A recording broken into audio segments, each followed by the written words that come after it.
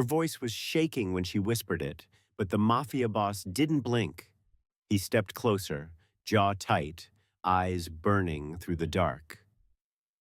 "Tell me who hurt you," he growled, and the whole city seemed to hold its breath because everyone knew what he'd do once he got a name. And by sunrise, someone wasn't going to survive. I've been invisible for 11 months. That's the reality of working in a place like the Aurelia Grand, one of 3 luxury hotels owned by the man they call the mafia boss. You learn to move through hallways like a whisper, present but unnoticed. My hands polish marble floors that shine like glass under crystal chandeliers I'll never be able to afford. I fold Egyptian cotton sheets, softer than anything I've slept on in years. I arrange imported orchids in lobby vases that cost more than my monthly rent. The Aurelia sprawls across 15 floors of Manhattan elegance, all sleek surfaces and dark wood paneling and floor-to-ceiling windows overlooking a city I can barely survive in. The guests who pass through wear designer clothes and leave generous tips for the front desk staff. Not for housekeeping. We're scenery. The mafia boss himself is a presence I've learned to predict without ever truly seeing. I hear his footsteps echoing through the service corridors, measured, deliberate, commanding. And I know to be in a different wing. I catch glimpses of him through half-open conference room doors, dark suits that fit like armor, tattoos crawling up his neck and disappearing beneath his collar, hands marked with ink that tells stories I'll never be close enough to read. They say his eyes miss nothing, that he built his empire on seeing what others overlook. But those eyes have never landed on me. He holds meetings in the penthouse suite with men who arrive through private elevators and leave before dawn. I clean up after them, empty glasses still smelling of expensive whiskey, ashtrays with cigar remnants, sometimes folders left behind that I immediately report and never, ever open. I don't ask questions. That's not my job. My job is to disappear. The only constant in this carefully ordered existence is Marcy. She's worked housekeeping here for 5 years, a 40-something woman with kind eyes and a knowing smile. She supervises the night shift crew, me, 2 other women, and a rotation of part-timers who never last long. The work is hard, the hours are brutal, but the pay is better than most hotels, and in this city, that matters.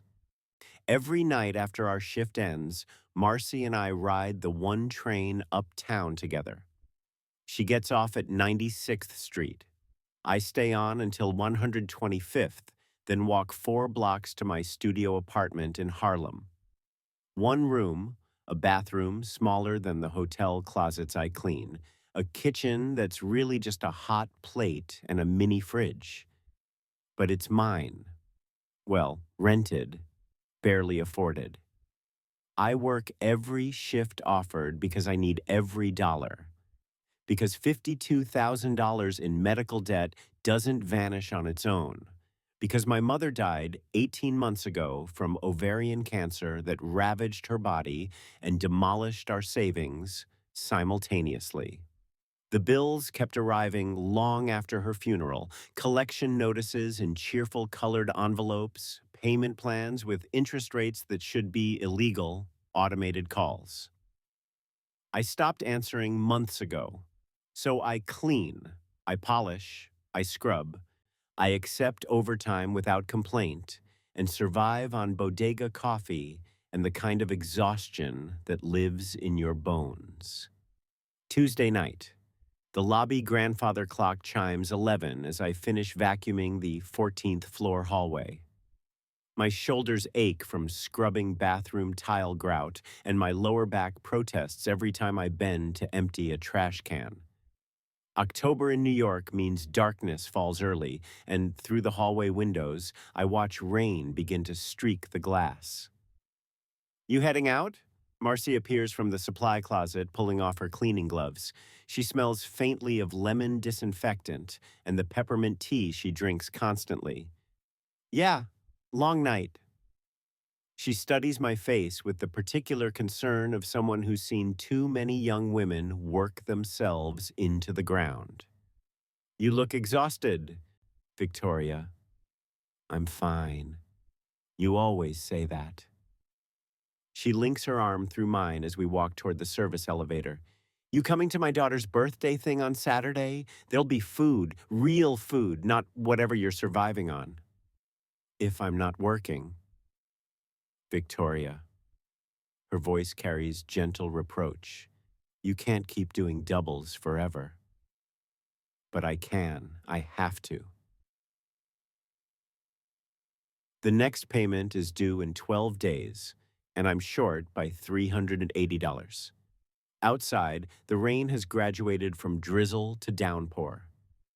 We huddle under the narrow awning by the staff entrance, and Marcy pulls out her phone to check the subway status. Train's running on time. Ready to make a run for it? 3 blocks. That's all it is. 3 blocks from the Aurelia Grand to the 59th Street station. I've walked it hundreds of times, usually with Marcy, sometimes alone when our schedules don't align. The neighborhood is supposed to be safe. This is his territory, after all, and I've heard the whispers about what that means. Protection, order, rules enforced by men in dark suits who make problems disappear. Tonight, Marcy's phone buzzes with a text that makes her swear under her breath. My daughter's locked out of her apartment. Again. She's already hailing a cab. You okay getting home alone? It's 3 blocks. Call me when you're on the train? Promise, Bug. She kisses my cheek and climbs into a yellow taxi that splashes through puddles as it pulls away. I watch the taillights disappear around the corner, then pull my hood up against the rain and start walking. The street is quieter than usual. Most businesses have already closed, their windows dark except for security lights that cast everything in shades of blue and gold. My sneakers splash through puddles, water soaking through to my socks within half a block. I keep my head down, focused on the familiar route, counting landmarks like prayer beads. The Italian bistro with the striped awning, the boutique with mannequins in the window, the pharmacy with the flickering neon cross.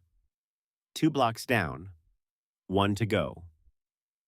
The alley appears on my left, narrow and dark, between a shuttered dry cleaner and a closed bakery. I've passed it 1,000 times without thought. But tonight, 2 figures step out from the shadows, blocking the sidewalk ahead. I stop, heart suddenly hammering against my ribs.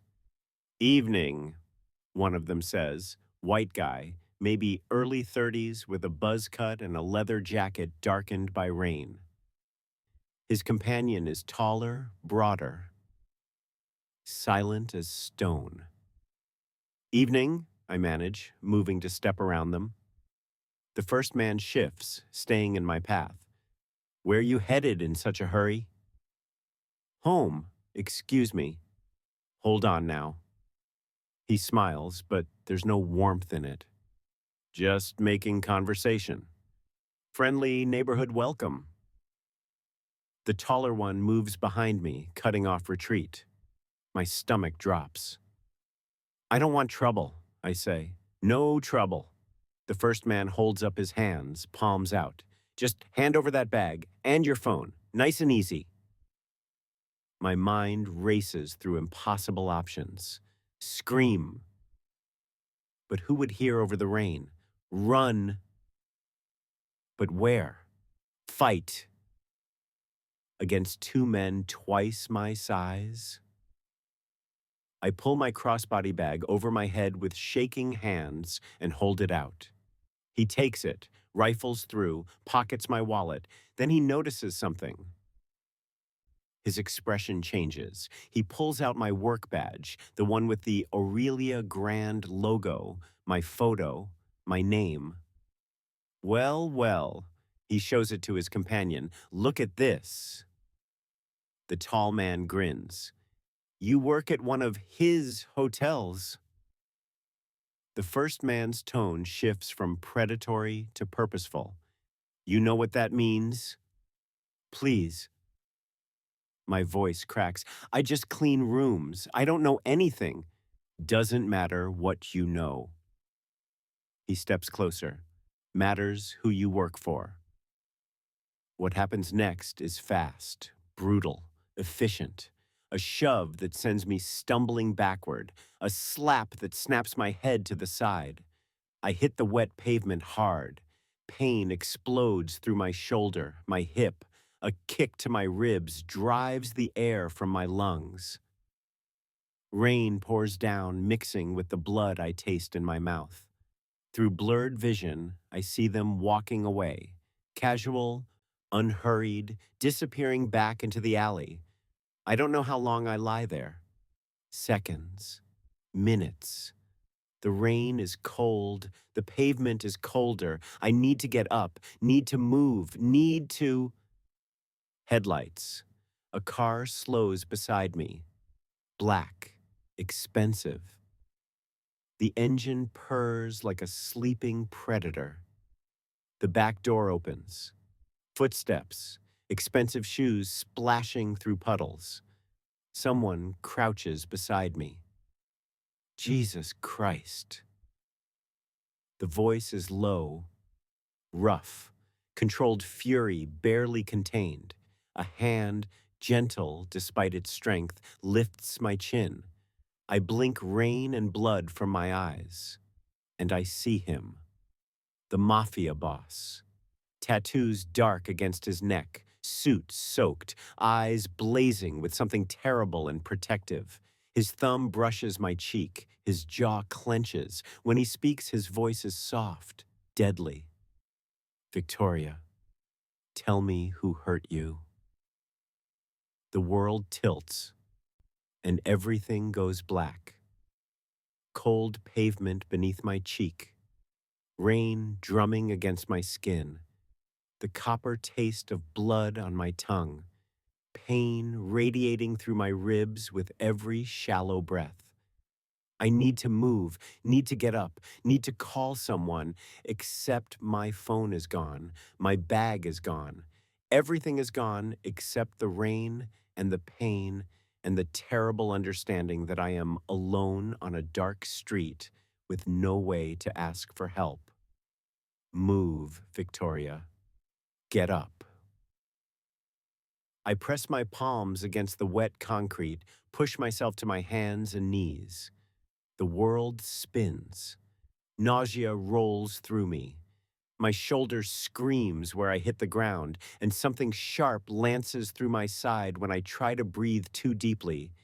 But I get one foot under me, then the other. Standing takes forever. The street swims in and out of focus. Rain blurs everything, the closed storefronts, the distant traffic lights, the empty sidewalk stretching toward the subway station that suddenly feels miles away instead of one block. I take a step. My ankle protests but holds. Another step. The world tilts but steadies. I can do this. I can make it to the station, find a police officer, a transit worker, someone. Just keep moving. My wet sneakers slap against concrete. Rain plasters my hood against my head. I keep one hand pressed to my ribs where it hurts to breathe, the other stretched out slightly for balance. Every step is a negotiation with gravity. I make it maybe 20 feet before I hear it. The low purr of an expensive engine. Headlights sweep across the rain-soaked street, moving slowly, too slowly. the kind of slow that has purpose behind it. My heart kicks against my bruised ribs. Not again. Please, not again. I try to move faster, but my body won't cooperate. The car keeps pace with me, a black luxury sedan with windows tinted dark enough to hide whoever sits inside. It pulls ahead slightly, then stops. Right in front of me, the engine idles. Wipers sweep across the windshield in a steady rhythm. For a long moment, nothing happens. Then the back door opens. Someone steps out into the rain. Even through my blurred vision, even in the dark, I know immediately this is not the men who hurt me. This is someone else entirely, someone worse, someone more dangerous, the mafia boss.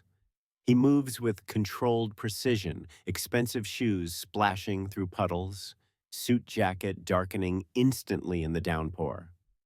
The streetlights catch the tattoos on his neck, the ink dark against his skin. Words and symbols I can't read from here. His jaw is set hard, expression carved from stone except for his eyes. His eyes burn. He closes the distance between us in 3 strides. Jesus Christ. His voice is low, rough-edged, not loud, but carrying the weight of absolute authority. Before I can step back, before I can speak or run or do anything, he's there, crouching in front of me so we're eye level. Rain streams down his face. His suit must cost more than I make in 3 months, and he doesn't seem to notice or care that he's kneeling in a puddle. Look at me. It's not harsh, not a command exactly, but not a request either. I try to focus on his face, on the sharp lines of his jaw, the tattoos climbing from his collar, the eyes that are studying me with an intensity that makes me want to disappear all over again. His hand rises slowly, giving me time to flinch away if I want to. I don't move, can't move. His fingers touch my chin, gentle despite the calluses I can feel against my skin. He tilts my face toward the streetlight, examining the damage with the careful attention of someone who knows exactly what violence looks like. His jaw clenches. A muscle jumps in his cheek. Who did this? Not a question, a demand wrapped in deadly quiet. I open my mouth, but nothing comes out. My throat is tight. My thoughts are scattered. I can't make sense of why he's here. Why the man I've avoided for 11 months is kneeling in the rain, touching my face like I matter. Victoria, the sound of my name in his voice does something strange to my chest. He knows my name. How does he know my name? Victoria. Softer this time. His thumb brushes along my jaw, a gesture so unexpected, so careful that tears prick behind my eyes. Tell me who hurt you. The words crack something open inside me. I try to answer, try to explain about the men, the alley, the badge, the message. But the world is tilting again, spinning faster, and the ground feels very far away. I've got you. His other hand comes up to steady me, gripping my arm with firm gentleness. Stay with me. Look at me. That's it. Just keep your eyes open. But I can't. The edges of my vision are darkening, narrowing to a tunnel with his face at the center. Rain and streetlights blur together. The pain in my ribs is fading into something distant and cold. Fuck. I feel him move, feel myself being lifted with an ease that should be impossible. Marcus, call Dr. Chen. Tell him I'm coming in hot and I need him at the penthouse in 20 minutes. A voice from the car, deep, urgent. Boss, should we? Now, Marcus. The world rocks as he moves. I'm being carried, cradled against a chest that's solid and warm despite the wetsuit. One arm is under my knees, the other around my back, holding me close like I weigh nothing. The hospital, I managed to whisper. No hospital. His voice rumbles through his chest. You work for me. That means you're mine to protect, and I protect what's mine. I should argue, should insist, should do something other than let a man I don't know take me somewhere I've never been. But the darkness is pulling at me, and his arms feel steady. And some part of my exhausted brain recognizes that the most dangerous man in the city is promising to keep me safe. The last thing I feel before everything goes black is the vibration of his voice against my cheek as he speaks to someone, sharp, commanding, promising violence in measured tones. Find them. I want names, addresses, and who they work for. And Marcus? A pause. Before sunrise. Then the darkness takes me, and I fall into it without fear. Because somehow, impossibly, I know he'll catch me. I wake to softness. That's the first thing I register. Not pain, though that comes quickly after. But softness. Sheets that feel like clouds against my skin. A pillow that cradles my head with the kind of luxury I only encounter when I'm making someone else's bed. The second thing I register is warmth. Not the rattling steam heat of my studio apartment, but genuine, enveloping warmth that seems to come from everywhere at once. The third thing is the light. Soft, ambient, coming from lamps I can sense rather than see, casting everything in shades of amber and shadow. I open my eyes slowly, carefully, bracing for the spinning nausea from before. It doesn't come.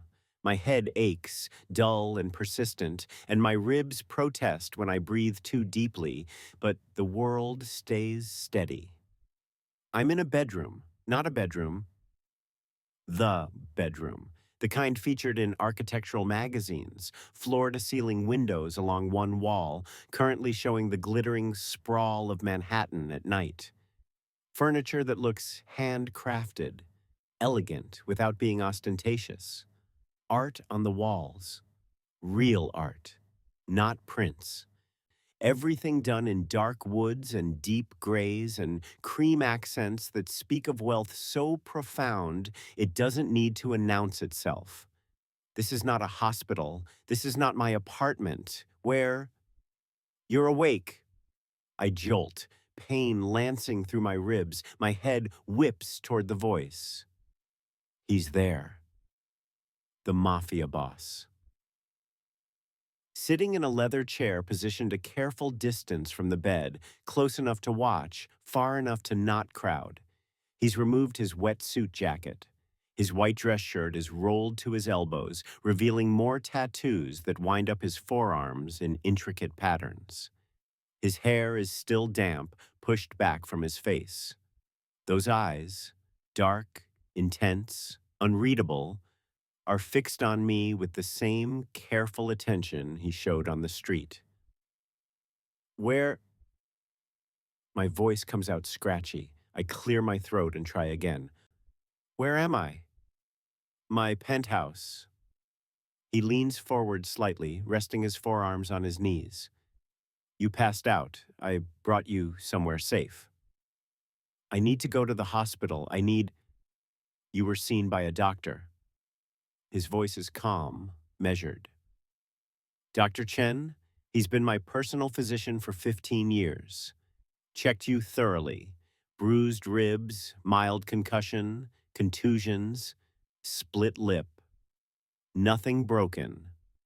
Nothing that won't heal. I push myself up to sitting, ignoring the protest from my body. The movement makes the room tilt slightly, but I steady myself against the headboard. I need to leave. No. Simple. Definitive. Not loud, but carrying the weight of absolute authority. You can't keep me here. Victoria. He says my name like he's said it 1,000 times before, like it's familiar on his tongue. You're not a prisoner, but you're also not leaving. Not tonight. Not until we know who did this and why. It was random. A mugging. They took my bag and it wasn't random. The certainty in his voice stops me cold. He stands, moving with controlled grace, and crosses to the windows. His reflection overlays the city lights, a silhouette of controlled power. They targeted you because of where you work, because of me. He turns to face me, and something in his expression makes my breath catch. That badge you carry, the Aurelia Grand logo, that's what this was about. Someone wanted to send a message, and they used you to deliver it. The words settle over me like ice water. The memory comes rushing back, the man's expression changing when he saw my badge. You work at one of his hotels, the shift from opportunistic robbery to something more purposeful. I don't understand. You don't need to. He moves closer, not quite approaching the bed, but closing some of the distance between us. What you need to understand is that you're under my protection now. No one touches what's mine. I'm not yours. You work in my hotel. You clean my floors. You exist in my world. His jaw tightens. That makes you mine to protect, and I protect what's mine. The possessiveness in his words should terrify me, should send me running for the door, regardless of the pain in my ribs. But instead, I feel something else entirely. Something warm and dangerous and confusing. How do you know my name? The question spills out before I can stop it. His expression shifts, softens almost imperceptibly.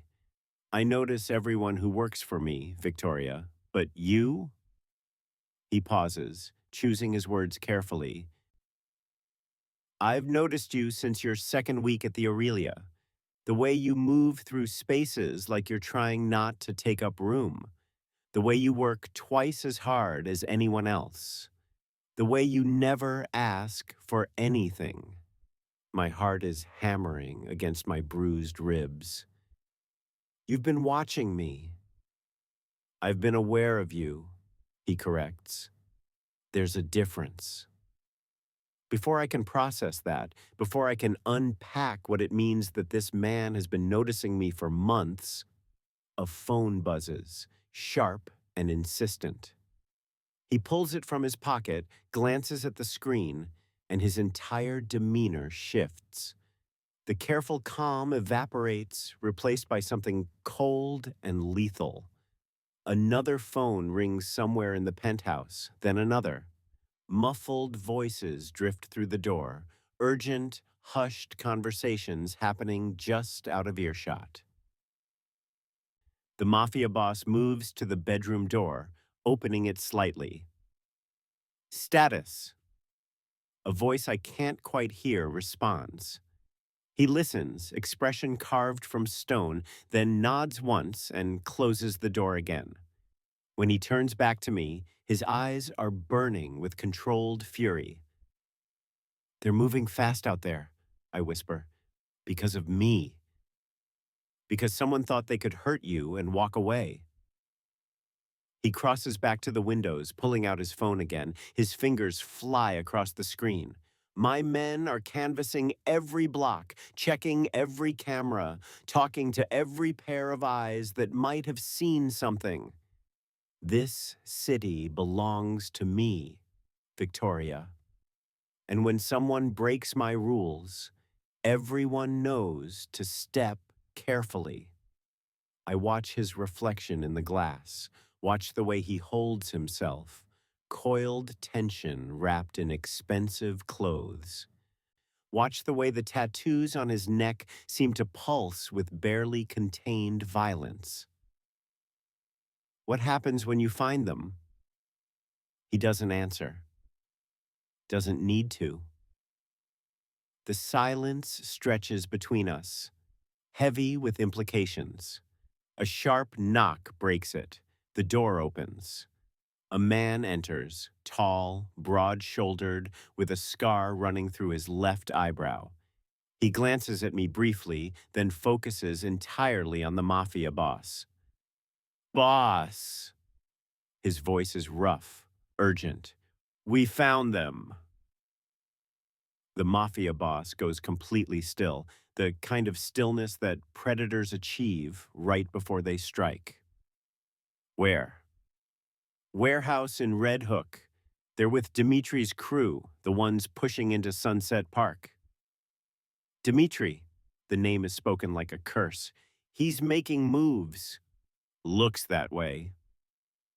The mafia boss is quiet for a long moment, then he nods once, decisive. Gather everyone. I want them brought to the usual place within the hour. He pauses. Alive.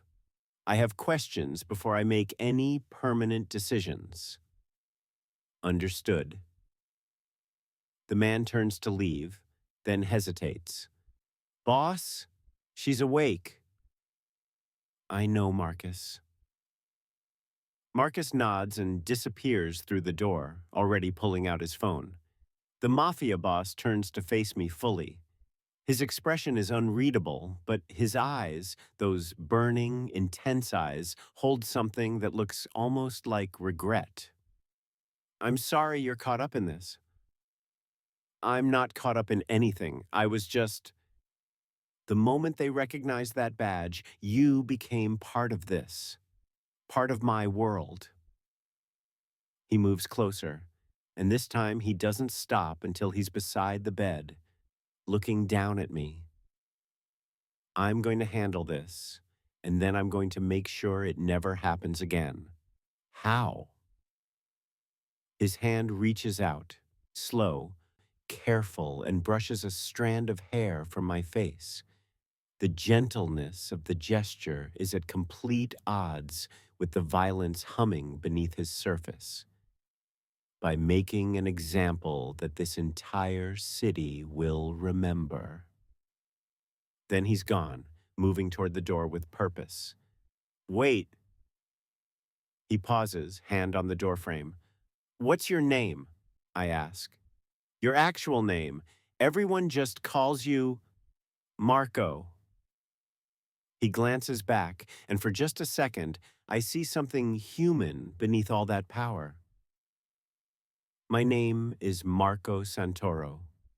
The door closes behind him with a soft click, and I'm left alone in the penthouse, wrapped in expensive sheets, listening to phones ring and voices murmur, and the city hold its breath, waiting for sunrise, waiting for whatever comes next. The silence after Marco leaves is worse than noise. I sit in the enormous bed, surrounded by luxury I have no right to touch, and listen to the penthouse come alive with purpose. Footsteps move quickly through halls I can't see. Doors open and close with controlled urgency. Low voices drift through walls too thick to make out words, but not thick enough to hide the tension in every syllable. Something is happening. Something is happening because of me. The thought sits heavy in my chest, right next to the ache in my bruised ribs. I should leave. should find my clothes, wherever they are, and walk out of this place before I become more entangled in a world I don't understand. Before I owe debts I can't repay to a man whose name I only learned 5 minutes ago. But even as I think it, I know I won't. Can't. My body wouldn't make it 3 blocks in this condition. And something else, something I don't want to examine too closely, keeps me rooted to this bed, listening to the activity beyond the door, waiting for him to come back. What is wrong with me? I've spent 11 months perfecting invisibility. 11 months keeping my head down, doing my job, avoiding attention from anyone who might have power over me. And now, I'm sitting in a mafia boss's penthouse, wearing someone else's clothes. I look down and realize I'm in an oversized t-shirt that smells faintly of expensive cologne, waiting for him like it's natural. Like I belong here. The absurdity of it almost makes me laugh. Almost. A soft knock interrupts my spiraling thoughts. "Come in," I say, then immediately wonder if I have the right to grant permission in someone else's space. The door opens to reveal a woman in her 50s with silver-streaked hair pulled into a neat bun. She carries a tray that smells like heaven. Real food, not the bodega sandwiches and instant ramen that constitute my usual diet. "Good evening, Miss Dante." Her voice is warm, professional. "I'm Elena. I manage Mr. Santoro's household. I brought you something to eat." Miss Dante. Not Victoria, not you, or the girl from the hotel. Miss Dante, like I'm a guest who matters. "Thank you, but you didn't have to." Mr. Santoro was very clear. She sets the tray on the bedside table with practiced efficiency. "You're to have whatever you need. Are you in pain? Dr. Chen left medication if—" "I'm okay." The lie comes automatically. Elena's expression suggests she doesn't believe me, but she doesn't push. There's soup, chicken and vegetables, easy on the stomach, bread, tea with honey. If you need anything else, there's a button by the bed that calls directly to the kitchen. She moves toward the door, then pauses. "Miss Dante? You should know, we don't usually have guests here. Mr. Santoro values his privacy, but he's been very concerned about your comfort. Very concerned." She leaves before I can unpack what that means. I stare at the food, real homemade food that someone prepared with care, and feel tears prick behind my eyes. I can't remember the last time anyone took care of me like this. Can't remember the last time I wasn't the one doing the serving, the cleaning, the caretaking. The soup is perfect, the bread is still warm, and I eat like someone who's been surviving on scraps, because that's exactly what I've been doing. I'm halfway through when I hear it. Voices, muted but distinct, coming from somewhere deeper in the penthouse. Not shouting. That would be almost easier to process. These are low, controlled, the kind of voices that carry more threat than any scream. I set down my spoon, hold my breath, listen. "Don't care what Dimitri told you." A voice I don't recognize. Shaking, afraid. "Made a mistake." Another voice, younger, higher pitched with panic. Then Marco's voice, cutting through like a blade. I can't make out the words, but I recognize the tone. Cold, measured, absolutely in control, the kind of control that promises consequences. My stomach turns. The soup sits heavy and unwelcome.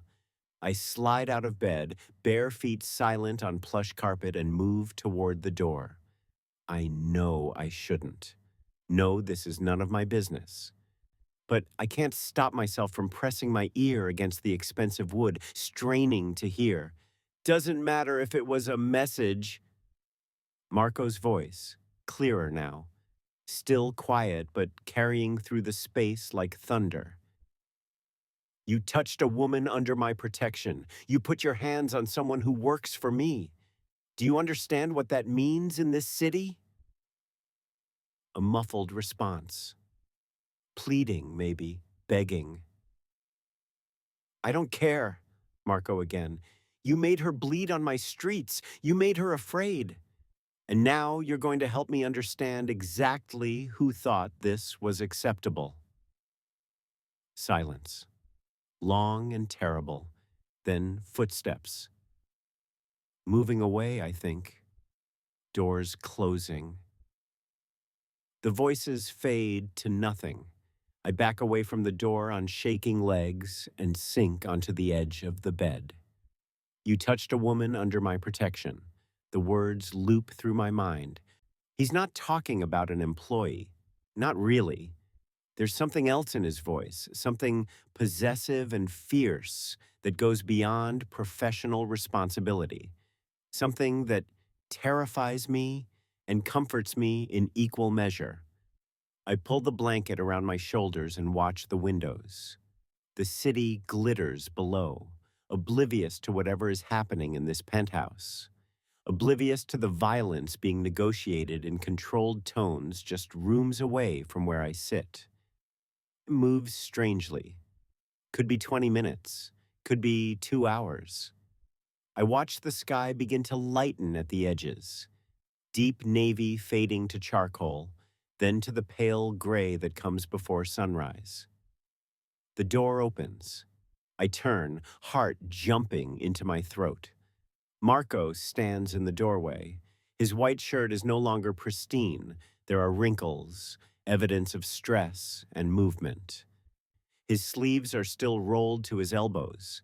His hair is slightly disheveled, like he's run his hands through it repeatedly. And there's rain on his suit jacket. Fresh rain, like he stepped outside into the pre-dawn weather. Our eyes meet across the room. It's done, he says simply. 2 words that contain multitudes. I want to ask what done means. Want to know what happened to those men. Want to understand the rules of this world I've stumbled into. But I don't ask, because part of me already knows. And part of me, a part I don't want to acknowledge, feels something that might be satisfaction. They hurt me, and now they've answered for it. Marco moves into the room, closing the door behind him. He looks tired in a way that has nothing to do with physical exhaustion and everything to do with the weight of decisions made in darkness. Did you, I start, then stop. Don't know how to finish the question. They'll never touch you again. He leans against the door, studying me. They'll never touch anyone again. The finality in his voice sends a shiver through me. You didn't have to. Yes. He cuts me off. I did. This is how it works, Victoria. This is what protection means in my world. You don't let disrespect stand. You don't let violence go unanswered, because the moment you do, you invite more of it. I'm not worth starting a war over. Something flashes in his eyes. He pushes off the door and crosses to where I sit, moving with that same controlled grace. This close, I can see the tension in his jaw. The barely contained emotion behind his careful mask. That's not your decision to make. His voice is soft, but there's steel underneath. Someone thought they could use you to send me a message. They were wrong. And now everyone in this city knows exactly how wrong they were. I should be afraid of him, should be horrified by the implications of his words. But all I feel is safe. He reaches out, slow, giving me time to pull away, and touches my cheek. The same gesture from the rain-soaked street, but gentler now, more deliberate. Get some rest. We'll talk more when the sun's up properly. But, Victoria? He waits until I meet his eyes. You're staying here until I'm certain you're safe. That's not negotiable. He leaves before I can argue, and I sit in the growing dawn light wrapped in his blanket, wearing his shirt, and wonder when exactly I stopped being invisible. When exactly I started mattering to the most dangerous man in the city, and why that thought doesn't scare me nearly as much as it should. The sun rises over Manhattan, painting the penthouse in shades of gold and rose, and I watch the city wake up to news it doesn't know it's received. But Marco's world knows. I see it in the way Elena moves through the penthouse, efficient as always, but with a new awareness in how she treats me. The way she asks if I need anything, if I'm comfortable, if the pillows are soft enough. Like I'm someone who matters, someone under protection. I see it in the phone that rings constantly, muted through walls but persistent. Marco's voice, always controlled, speaking in tones that range from cold dismissal to calculated consideration. I see it in the way he doesn't leave. It's been 3 days since that night in the rain.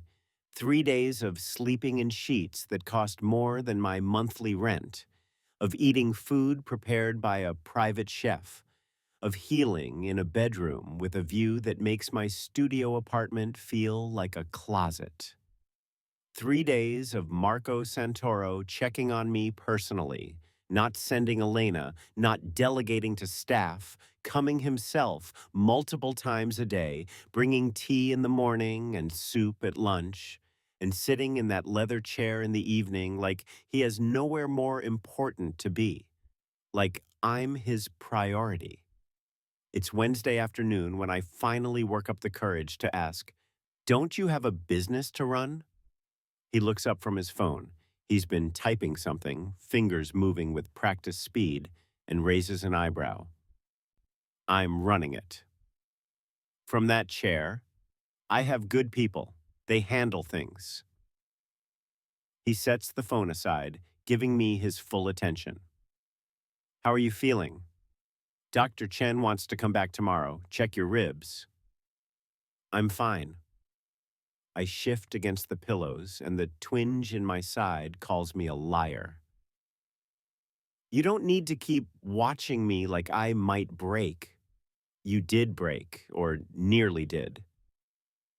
His expression doesn't change, but something in his eyes softens. Humor me. There's no arguing with him. I've learned that over the past 3 days. When Marco Santoro decides something, it happens. The universe bends to accommodate his will, except with me, somehow.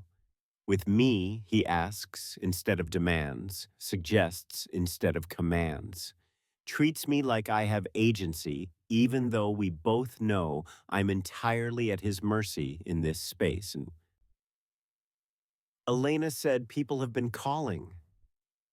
I pick at the blanket, not quite looking at him.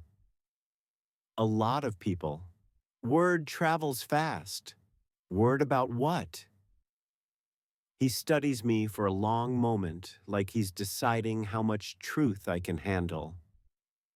About you, about what happened, about my response. Your response, I echo flatly. You mean what you did to those men? What I did to send a message? He leans forward, resting his forearms on his knees. In my world, Victoria, perception is everything. Respect is currency. And when someone disrespects you, they disrespect me. That can't stand. So now what? Everyone knows I got attacked and you, I struggle for the right word, handled it? Everyone knows that touching someone under my protection is a death sentence. His voice is matter of fact, like he's discussing the weather. 3 rival organizations have requested meetings. They want to smooth things over. Dimitri's crew especially. They're scrambling to distance themselves from what happened. The casual way he discusses violence and territorial politics should disturb me more than it does. I just cleaned rooms, I whisper. I was nobody, and now you were never nobody. The words hit me harder than they should. Marco stands, crossing to the windows. The afternoon light catches the tattoos on his neck, makes them seem alive. You think I don't notice everyone who works in my hotels? I do. It's my business to notice. But you? He turns to face me. You stood out from the beginning. I tried to be invisible. I know. That's what caught my attention. He moves closer, not quite approaching the bed, but closing the distance between us. You worked twice as hard as anyone else. Never complained. Never asked for special treatment. Never tried to leverage your position for favors or attention. You just showed up, did the work, disappeared again. My throat is tight. That's just survival. No, that's dignity. He says it like he's revealing something precious. Do you know how rare that is? Real dignity, the kind that doesn't need recognition, the kind that exists whether anyone's watching or not. I don't know what to say to that. Don't know how to process that this man, this dangerous, powerful man, has been seeing me all along. Really seeing me when I thought I was invisible. Why? The question comes out barely above a whisper. Why did you notice me? He's quiet for a long moment, then, tell me about your mother. The change in subject throws me. What? Your mother. Elena mentioned the medical debt, the bills. His expression is gentle in a way that seems almost foreign on his face. Tell me. I want to deflect. Want to keep that part of my life private, protected from this world of violence and power. But something in his eyes, something patient and genuinely curious, cracks my defenses. Ovarian cancer. The words taste bitter. Stage 4 by the time they caught it. She was a nurse, ironically, spent her whole life taking care of other people, and when it was her turn to need care, I trail off, swallowing hard. How long? 18 months from diagnosis to... I can't finish the sentence. The treatment was aggressive, experimental. Insurance covered some of it, but not enough, not nearly enough, and she kept working almost until the end because we needed the money. Because the bills were already piling up and we knew... My voice breaks. Marco moves then, not rushing, but deliberate. He sits on the edge of the bed, close enough that I can feel his warmth, far enough that I don't feel trapped. You were alone. Not a question. No siblings. Dad died when I was 12. Mom and I deep. We were it. We were everything to each other. The tears come now hot and unwelcome. And then she was gone, and the bills weren't, and I had to figure out how to survive $52,000 in debt on a housekeeper's salary in a city that doesn't care if you drown. Is that why you work every shift, every overtime hour? I nod, not trusting my voice. Victoria. He waits until I look at him. That debt, it's handled. I blink. What? I made some calls yesterday. The debt is cleared, paid in full. You don't owe anyone anything anymore. The words don't make sense. Can't make sense. You, no, no, you can't just, I can, I did. Simple, final, like it's nothing. That's over $50,000. I'm aware. Why would you? I can't accept that. I can't let you. Victoria. His hand reaches out, cups my face with devastating gentleness. You work for me. You were hurt because of me. And more than that. He pauses, thumb brushing away a tear I didn't realize had fallen. You've been carrying that weight alone for too long. Let me take it. I don't understand. My voice cracks. I don't understand why you care. His eyes search mine. Dark, intense, holding something I'm afraid to name. I've been watching you for months. Watching you move through my hotel like you're trying not to take up space. Watching you work yourself to exhaustion. Watching you choose dignity over desperation, even when desperation would be easier. His voice drops lower. You think I don't see lonely when I look at it? I know what it looks like to survive instead of live. Marco, you were never invisible to me, Victoria. His other hand comes up, cradling my face between his palms.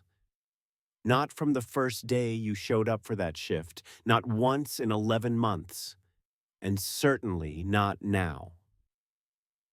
The air between us feels electric, dangerous, like standing too close to something that could consume you entirely.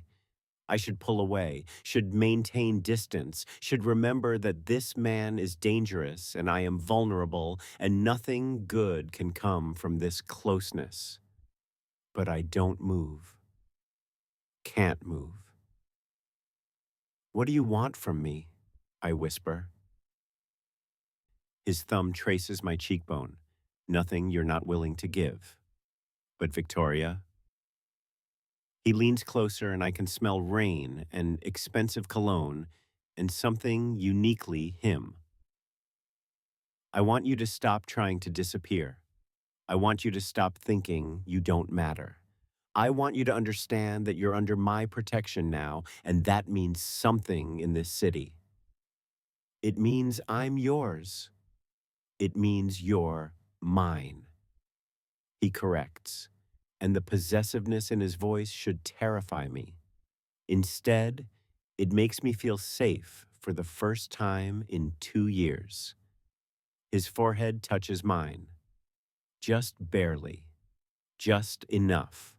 And in that moment, in the afternoon light of a penthouse I don't belong in, something shifts between us.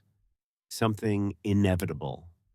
Something that will change everything. By Friday, I can walk without wincing. The bruises on my ribs have faded from deep purple to yellowish green. The cut on my lip has healed.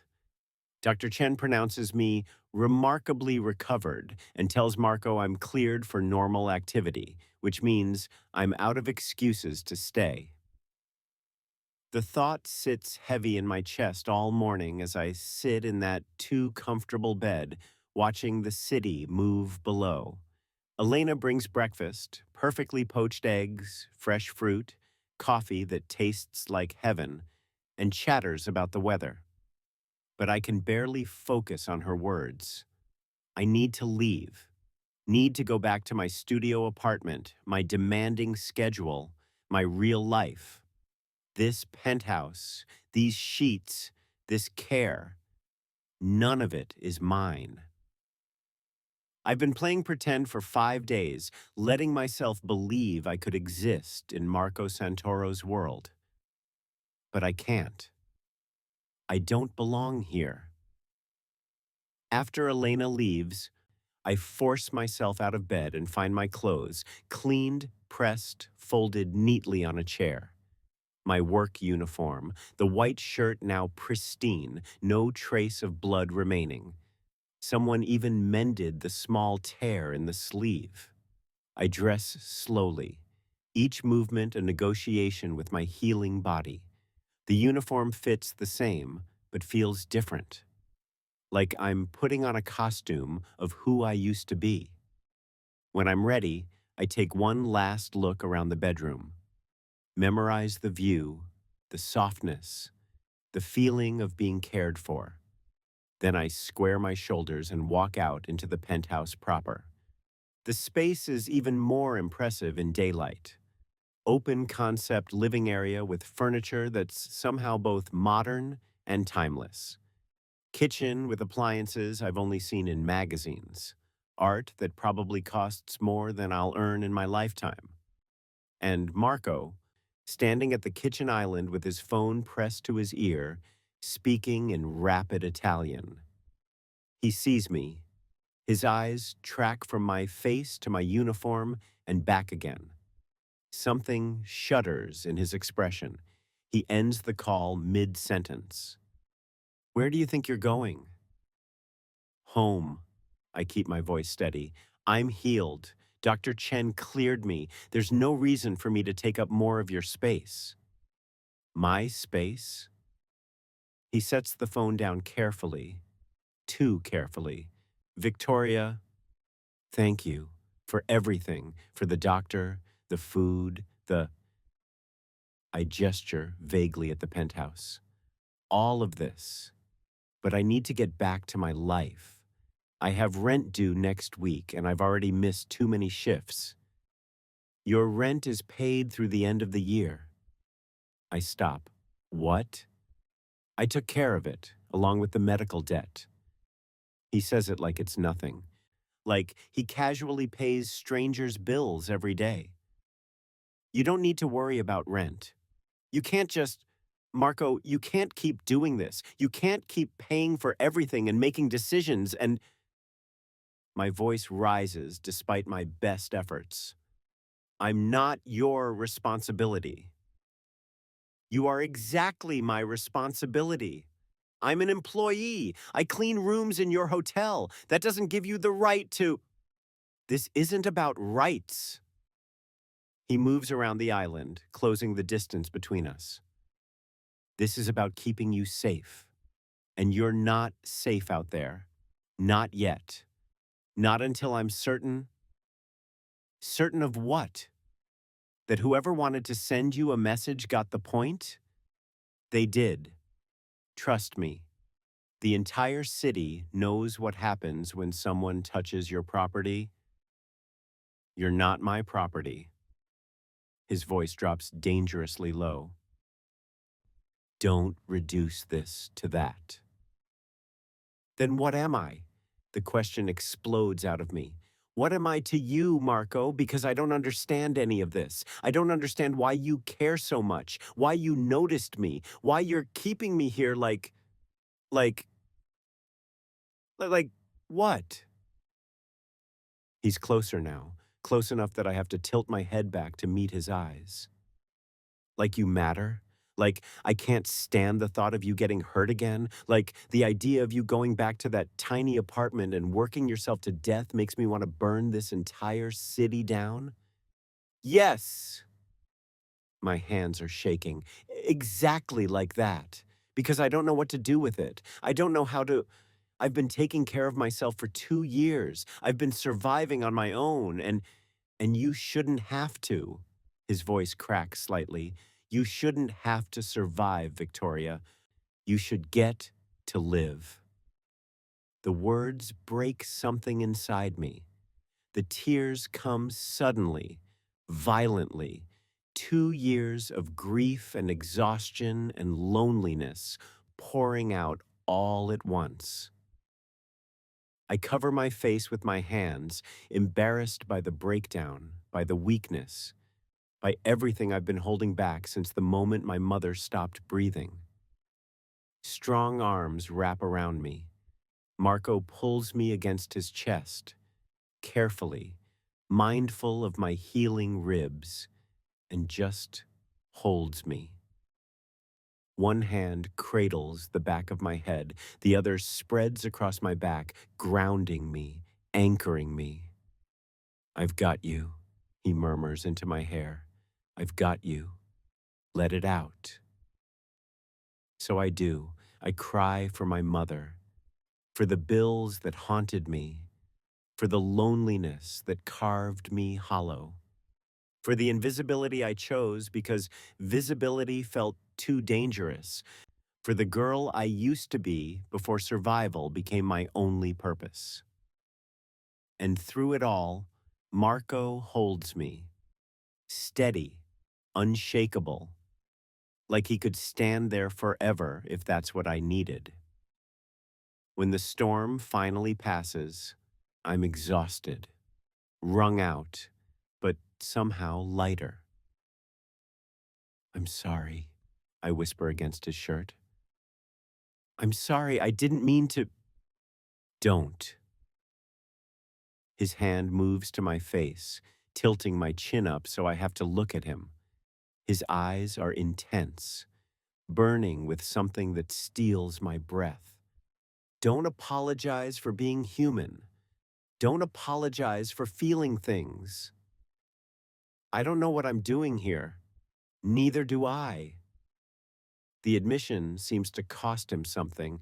"I don't do this, Victoria. I don't bring people into my home. I don't get involved. I don't—" He stops, jaw clenching. "But with you, I can't seem to help myself. Marco, you're safe with me."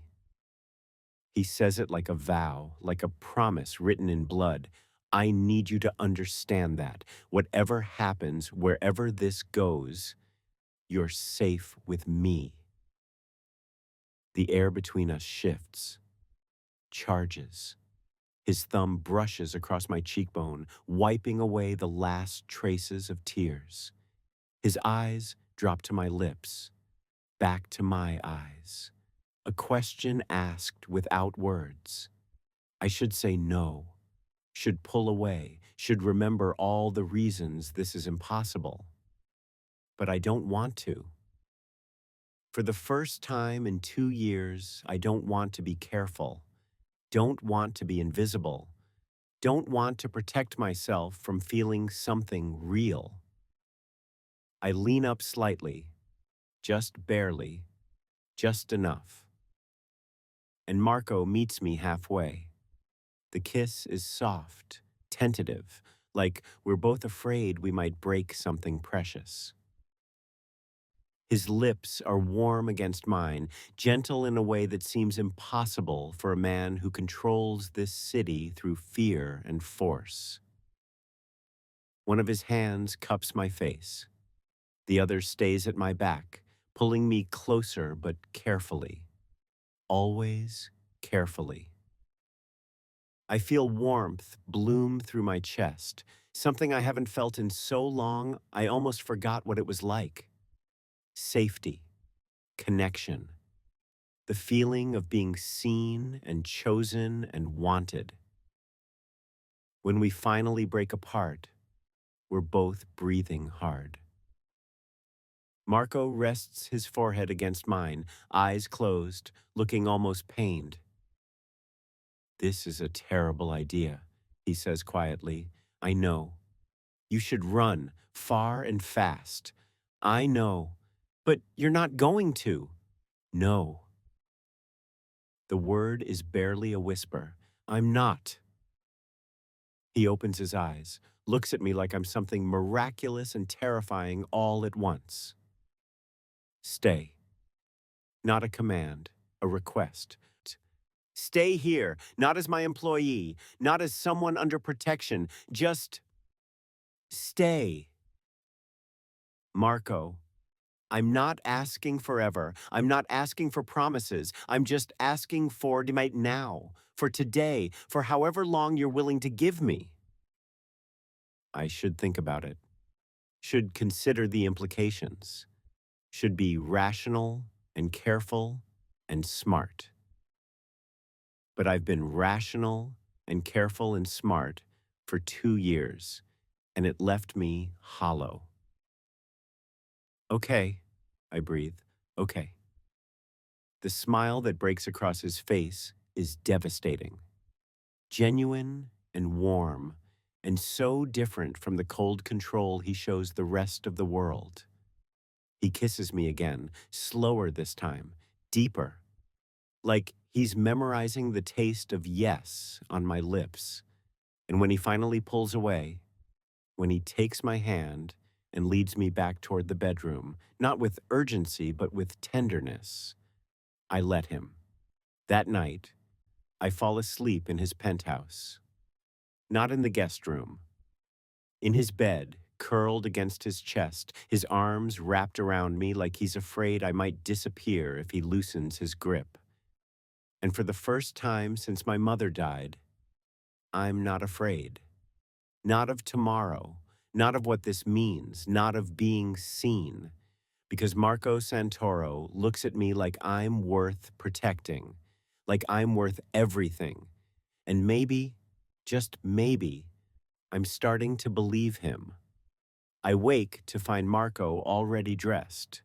Not in the casual clothes I've seen him wear around the penthouse, no rolled sleeves or unbuttoned collars. Today, he's in a full suit, charcoal gray, perfectly tailored, with a black shirt underneath that makes the tattoos on his neck stand out stark against his skin. He's standing by the window, phone in hand, radiating controlled power. This is the mafia boss the city fears. What's happening? My voice is rough with sleep. He turns, and his expression softens slightly when he sees me awake. Meeting. Here, in about an hour. I sit up, pulling the sheet around me. What kind of meeting? The kind where people come to apologize. He crosses to the bed, sits on the edge. His hand finds mine. You don't have to be present. You can stay in here, or Elena can take you.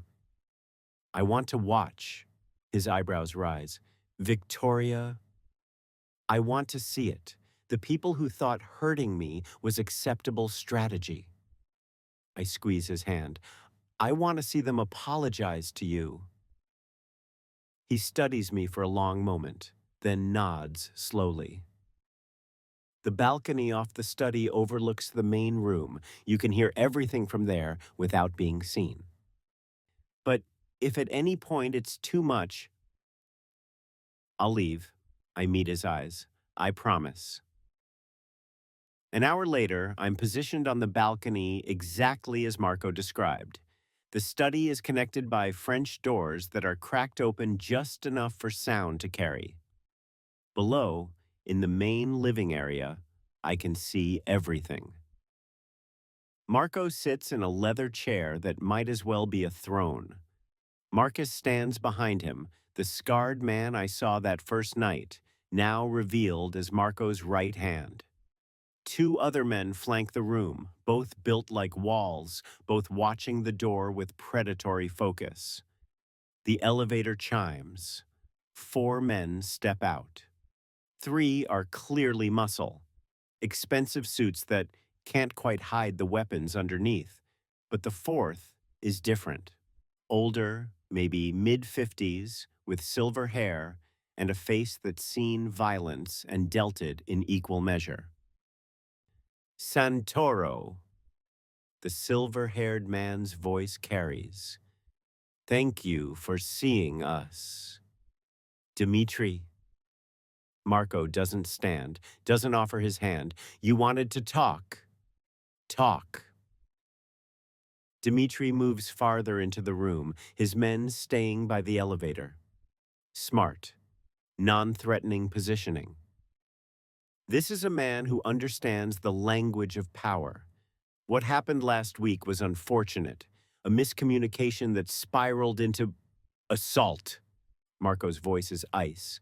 Say what it was. Your men put their hands on a woman who works for me. They beat her bloody on my streets. They used her to send me a message. Call it what it is. Dimitri's jaw tightens. It was not sanctioned. The men responsible acted without authorization. They've been Dealt with.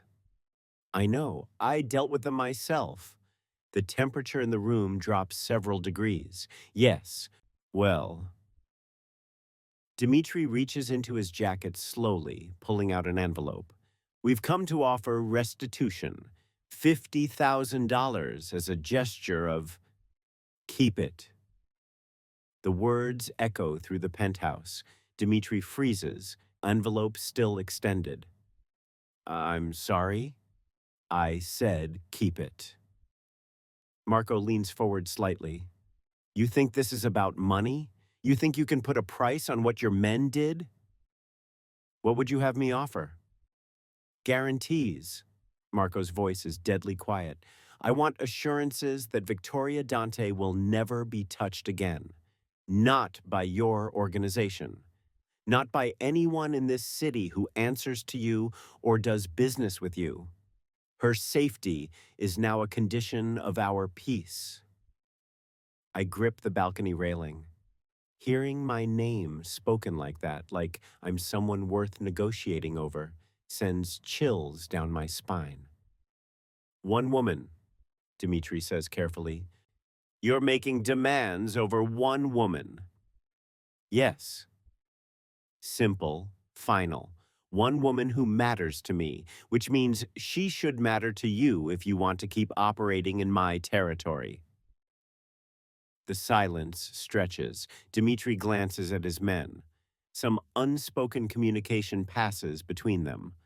When he looks back at Marco, there's new understanding in his eyes. I see. He pockets the envelope slowly. The rumors are true, then. What rumors? That Santoro has finally found someone he cares about. Dimitri's smile doesn't reach his eyes. Someone who could be leveraged. Marcus moves. Just a step, but enough to draw every eye in the room. Marco doesn't move at all. Is that a threat, Dimitri? An observation. Dimitri raises his hands. One businessman to another. You've just shown me your weakness, Santoro. Announced it to anyone paying attention. That's dangerous in our line of work. Then let me be clear. Marco stands now, and even from my elevated position, I can feel the shift in power. Victoria Dante is not my weakness. She's my line in the sand. Anyone who crosses it doesn't get to negotiate, doesn't get to apologize, doesn't get to walk away. He moves closer to Dmitri, not threatening, not yet, but absolutely radiating controlled violence. You came here to smooth things over, to reestablish peace. Fine, here are my terms. Victoria Dante's name gets added to the protected list, citywide. Every organization, every crew, every independent operator who wants to do business in Manhattan knows that touching her is the same as touching me. Are we clear? Dmitri holds Marco's gaze for a long moment, then nods. Crystal clear. Good. Then we're done here. One more thing. Dmitri pauses by the elevator. This protection you're offering, it goes both ways, yes? If she's under your umbrella, that means she plays by your rules, lives in your world, accepts the consequences that come with that. That's between me and her. Just making sure you've thought this through, Santoro. Women like her, civilians, they don't usually survive long in our world, even with protection.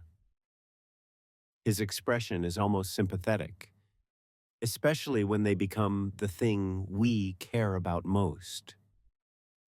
The elevator doors close on Dmitri and his men. The penthouse is silent. Then Marcus speaks. He's not wrong, boss. I know. She's a target now. Maybe not today, maybe not this week, but eventually someone will try to use her against you. I know. Marco's voice cracks slightly. And you're still doing this. It's not a question, but Marco answers anyway. Yes. Marcus sighs, moves around to face Marco directly. She's your weakness now. You understand that? Every enemy you have just learned exactly how to hurt you. Marco is quiet for a long moment. When he speaks, his voice is soft but absolute. She's not my weakness, Marcus. She's my reason to be more dangerous than I've ever been. Because now I have something to protect. Something worth burning this entire city down for. He pauses. Anyone who thinks they can use her against me is welcome to try. They'll find out exactly what I'm capable of when someone I care about is threatened. Boss, I'm not discussing this. Marco turns toward the study, toward where I'm standing on the balcony, frozen. She stays, she's protected. And anyone who has a problem with that can take it up with me personally. Marcus follows Marco's gaze and sees me. His expression shifts. Surprise, then resignation, then something that might be respect. Understood, boss. The men file out, leaving Marco alone in the main room. He looks up at me. Our eyes meet across the space. How much did you hear? All of it. I move to the French doors, step through into the study. Marco, don't. He climbs the stairs to meet me, 2 at a time. Don't tell me I shouldn't have done that. Don't tell me it's too much. Don't. I kiss him, cut off his words with my lips against his, pouring everything I can't say into the contact. When we break apart, he looks shaken. You just made me a target, I whisper. I know. You just told everyone in this city that I matter to you. I know. And you're not taking it back. Never. His hands frame my face. They needed to understand, Victoria. Needed to know that you're not just some employee. Not just someone who happened to be in the wrong place. You're mine, and I protect what's mine. Even if it makes you vulnerable. Especially then. He rests his forehead against mine. Because you're worth it. Worth the risk. Worth the target. Worth everything. I should be terrified. Should understand the full implications of what just happened downstairs. But all I feel is wanted. Chosen. Protected by the most dangerous man in the city. Not despite the risk, but because of how much I matter. What happens now? I ask. Now? He pulls me closer. Now we figure out how to keep you safe while letting you live. How to exist in my world without letting it consume you. How to make this work. Yeah. He breathes against my hair. How to make this work. Outside the window, Manhattan glitters in morning light. Somewhere out there, word is spreading. Victoria Dante. The name that now carries weight. The woman who made Marco Santoro show his hand. The weakness that became a weapon. And I stand in his arms, feeling his heartbeat against my cheek, and choose to believe we can survive what comes next. Together. 3 days after the meeting with Dimitri, reality sets in. I'm standing in Marco's kitchen. His kitchen, not mine, never mine. Watching Elena prepare breakfast I didn't ask for, wearing clothes someone else bought, living in a space I have no claim to. Protected. Provided for. Possessed. The word comes unbidden, and once it arrives, I can't shake it. Miss Dante? Elena sets a plate in front of me. You've barely touched your food lately. Are you feeling all right? I'm fine, the automatic lie. Just thinking. She studies me with the knowing eyes of someone who's seen too much. Mr. Santoro mentioned you might want to go back to work soon. Get back to normal. Normal. The word sounds foreign. Did he? He's been making arrangements. Light duties at first, limited hours, always with security nearby. Security. I set down my fork. He's assigning me security. For your protection, Miss Dante, after what happened. I know what happened. My voice comes out sharper than intended. I was there. I lived it. And now I'm living this, and I don't. I stop myself. I'm sorry, Elena. This isn't your fault. She reaches across the counter, pats my hand gently. It's a lot to adjust to. Being cared for when you're used to doing everything yourself. Is that what this is? Being cared for? Or is it being controlled with kindness? Marco finds me on the balcony an hour later, staring out at the city I used to navigate freely. You're up early. He moves beside me, coffee in hand. He's in casual clothes, dark jeans,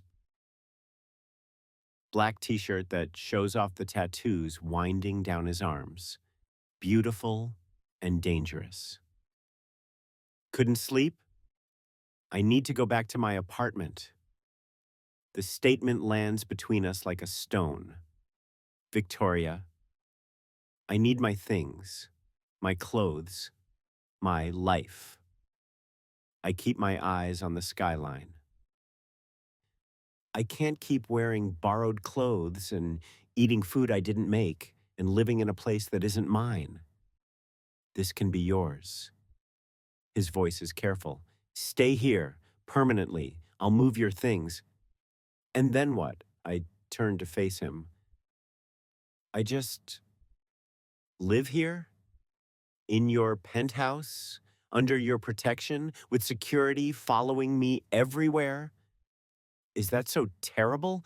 It's not my choice. The words explode out. None of this has been my choice, Marco.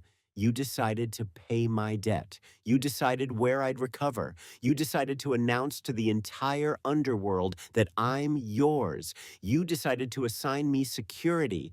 When do I get to decide anything? His jaw tightens. I'm trying to keep you safe. I know, but I didn't ask you to. I didn't ask for any of this. I wrap my arms around myself. I've been taking care of myself for 2 years. Making my own decisions, living my own life, surviving on my own terms.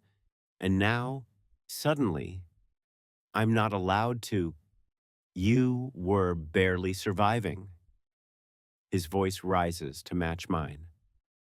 You were drowning in debt, working yourself to death, living in a studio apartment in a neighborhood that's not safe. It was my choice to drown, my choice to work, my apartment in my neighborhood. I'm shaking now. Don't you understand? I'd rather struggle with dignity than be comfortable in a cage. A cage. He repeats the word like it's poison. You think that's what this is? Isn't it a beautiful, luxurious cage where I'm protected and provided for and completely powerless? You're not powerless. Then let me leave. Silence. Marco stares at me, something breaking behind his eyes. What? Let me go back to my apartment, my job, my life. I force myself to hold his gaze. If I'm not powerless, if this isn't control, then let me choose. Let me have agency. It's not safe. Life isn't safe, Marco. It never has been. I was managing just fine before. You were attacked. And you handled it. You made your point. The entire city knows I'm under your protection. My voice cracks. But I can't live like this. I can't be the thing you protect at the expense of everything I am. He runs a hand through his hair, frustration radiating off him. What do you want me to do, Victoria? Ignore the danger? Pretend you're not a target now? Just let you walk back into your old life like nothing's changed? Everything's changed. I know that. But I need to figure out how to navigate that change on my terms, not yours. Even if it puts you at risk. Yes. I meet his eyes. Even then. Because the alternative is losing myself completely. Becoming someone who only exists in relation to you. Your responsibility, your protected, your weakness. He flinches at the last word. I heard what Marcus said. I continue, softer now. I heard you tell Dimitri I'm your line in the sand, and I understand what that means in your world, but Marco, I can't be the thing you sacrifice everything for. I can't be the reason you make yourself more dangerous. I can't. You think I have a choice? His voice breaks. You think I can just turn this off? Stop caring whether you're safe? Stop needing to know you're protected? No. But I need you to trust me to make my own choices, even the dangerous ones, even the ones that scare you. I can't lose you. The admission comes out raw, stripped of his usual control. I can't. Victoria, I've built my entire life on control, on knowing every variable, managing every risk, and then you. He stops, jaw working. You walked into my hotel and started dismantling every wall I've ever built. Made me care about something other than power and territory and respect. Made me vulnerable in ways I swore I'd never be again. I didn't mean to. I know. That's what makes it worse. You weren't trying. You were just being yourself. Dignified and strong and so fucking determined to survive on your own that it broke something in me. He steps closer. And now I'm supposed to just let you walk back into danger? Let you be exposed? Let me choose. I reach up, cup his face. I'm not asking you to stop caring. I'm asking you to care differently.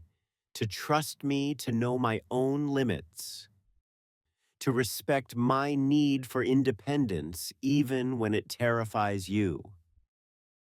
His hands come up, cover mine. I'm used to fixing things, controlling outcomes, making sure the people I. He stops. The people who matter to me are protected. I know. But I'm used to surviving alone, relying on myself, making my own way. You don't have to anymore. His voice is pleading now. That's what I've been trying to show you. You don't have to carry everything alone. You don't have to be invisible. You don't have to. I know. Tears spill over. I know, and it's terrifying, because what happens if I let myself depend on you, and then what? Then you realize I'm not worth it, not worth the risk, not worth the weakness, not worth. He kisses me, hard and desperate and tasting like goodbye. When he pulls back, his eyes are burning. Don't. Don't you dare think you're not worth it. You're worth everything, Victoria. Everything I have, everything I am, everything I could be. Then prove it. I step back, wiping my eyes. Let me go. Let me have space to figure out who I am in this new reality. Let me choose to come back to you instead of staying, because I have no other option. The silence that follows is devastating. I watch him war with himself, every instinct screaming to keep me close, to maintain control, to protect at all costs. But beneath that, I see something else. Respect, understanding, love, maybe, though neither of us has been brave enough to say the word. Okay, the word sounds like it's being torn from his chest. Okay, I'll have Marcus take you to your apartment. I'll make sure security stays outside, not in your space. I'll. His voice breaks. I'll give you space. Marco, but Victoria? He looks at me with such raw vulnerability that my heart cracks. Come back. When you're ready, when you've figured out what you need, come back. Because I'll be here, waiting, however long it takes. I want to tell him I will. Want to promise I'll figure this out and return. Want to close the distance between us and take back every word. But I can't. Not yet. So I just nod, throat too tight for words, and walk back into the penthouse to pack the few things I've accumulated. An hour later, I'm in the back of Marcus's car, watching the penthouse disappear behind us. My phone, a new one Marco insisted I take, sits heavy in my pocket. A lifeline, a tether, a choice. When we pull up to my building, shabby and small and nothing like where I've been living, Marcus turns to look at me. He's going to be impossible until you come back. I know. You are coming back, right? It's not a threat, just a question from someone who's watched his boss fall apart. I don't know, I whisper honestly. I need to figure out if I can exist in his world without losing myself in it. Marcus nods slowly. For what it's worth. You're the first person who's ever made him question his own control. That's not nothing. I climb out of the car and walk into my building alone. The apartment feels foreign, smaller than I remember, colder. The walls that used to feel protective now feel confining. I sit on my bed, lumpy and nothing like Marco's, and finally let myself cry. Not because I left, but because I already needed him. And I don't know if that means I'm strong enough to stand on my own, or if it means I've already lost the battle. 4 days. That's how long I last in my apartment before I understand the truth I've been avoiding. The first night, I convinced myself I made the right choice. I order takeout, eat it on my lumpy couch, relish the freedom of making my own decisions. No Elena bringing perfect meals. No Marco watching me with those intense eyes. Just me, surviving on my own terms, like I always have. The second night, the walls feel closer. The sounds from my neighbors, arguments, televisions, footsteps on stairs, grate against nerves that got used to penthouse silence. I work a shift at the Aurelia, and the security Marco stationed outside my building follows at a discreet distance. I tell myself I resent it. Tell myself it's proof I was right to leave. But I sleep with my phone next to my pillow, checking for texts that never come, because Marco is giving me exactly what I asked for. Space. The third night, I admit what I've known since I walked out his door. My apartment isn't home anymore. Maybe it never really was. Maybe it was just a place to survive. And I've finally learned the difference between surviving and living. The fourth night, I don't sleep at all. I sit by my window, watching the city lights, thinking about tattoos on neck and gentle hands, and a voice that says my name like it matters. Thinking about how I accused him of control when really he was offering care. How I demanded independence when what I really needed was partnership. How I walked away from the first person in 2 years who made me feel like I wasn't alone. By the time sunrise starts painting the sky in shades of rose and gold, I've made my decision. I'm going back. Not because I'm weak, not because I can't survive on my own, but because I don't want to anymore. Because Marco Santoro looked at me and saw someone worth protecting, and I'm tired of pretending that doesn't mean everything. I dress quickly, jeans, the soft sweater Marco bought that I secretly packed, and grab my phone. No texts from him, but there's one from Marcus. He's not sleeping, not eating, barely functioning. Whatever you're figuring out, figure it faster. My heart clenches. I slip out of my building into the cool morning air. The security detail, two men I recognize from the penthouse, straighten when they see me. Miss Dante? I need a ride to Marco's penthouse. I meet their eyes. Now, please. The shorter one, Tony, I think, almost smiles. About damn time. The penthouse is quiet when I arrive. The elevator opens directly into the main living area, and for a moment, I think maybe he's asleep. Maybe Marcus was exaggerating. Maybe. Then I see him. Marco sits in the leather chair by the windows, still wearing yesterday's clothes. Wrinkled dress shirt, sleeves rolled up, hair disheveled like he's run his hands through it 1,000 times. There's a glass of untouched whiskey on the table beside him. His phone face down, deliberately ignored. He's staring out at the city as it wakes, and the exhaustion in his posture breaks something in my chest. Marco. He turns so fast he nearly knocks over the glass. His eyes, red-rimmed, devastated, lock on mine with an intensity that steals my breath. Victoria. My name comes out rough, like he's been screaming or crying, or both. What are you? Is something wrong? Did something happen? Are you? I'm fine. I step farther into the penthouse. I needed to see you. He's on his feet now, closing the distance between us, but stopping just short of touching. Like he's afraid I'm not real. Like I might disappear if he reaches for me. It's 5 in the morning. I know. You left 4 days ago.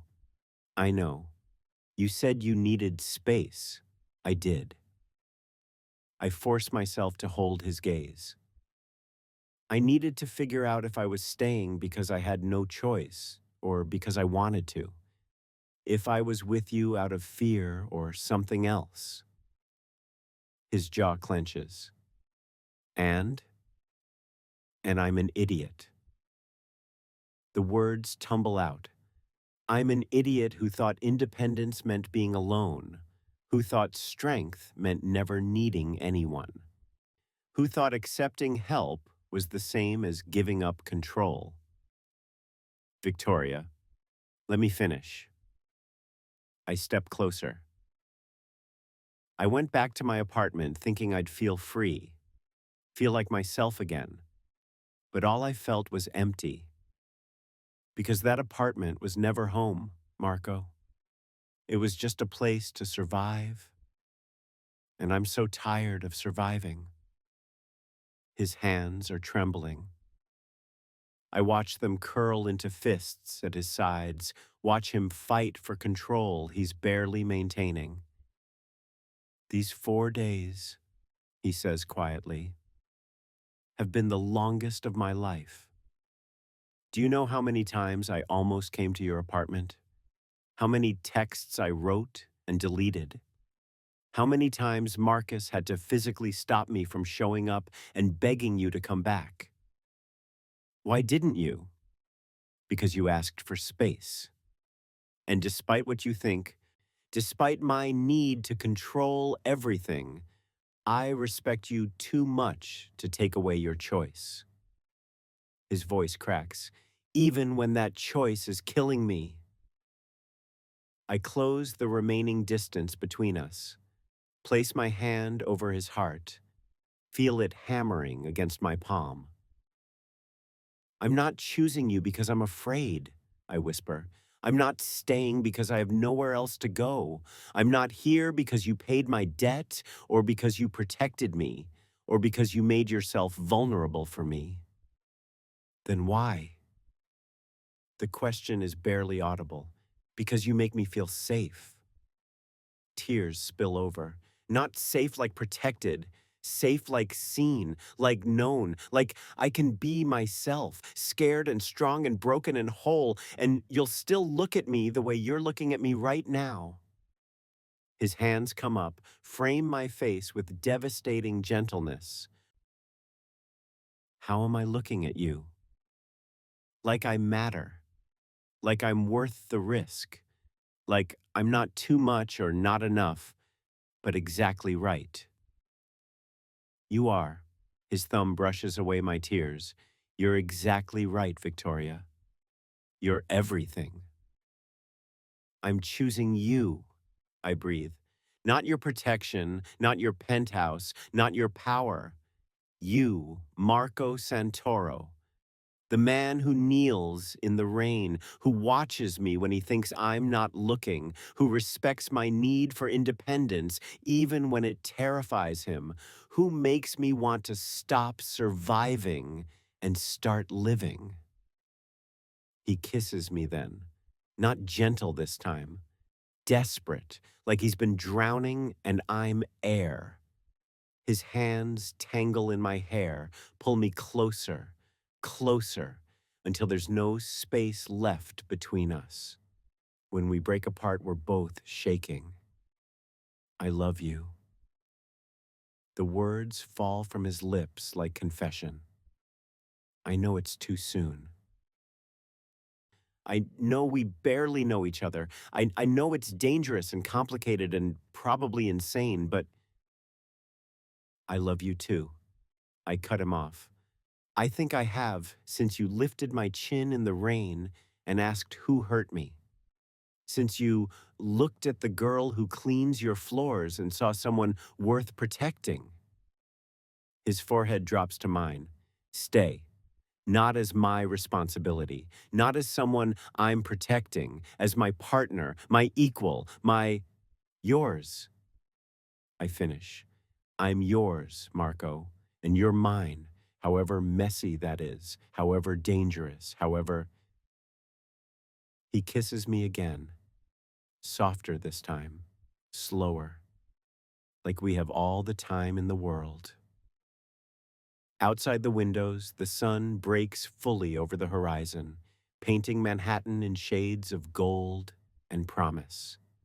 The city wakes below us, millions of lives starting their days, unaware that in this penthouse, something has shifted. Something powerful.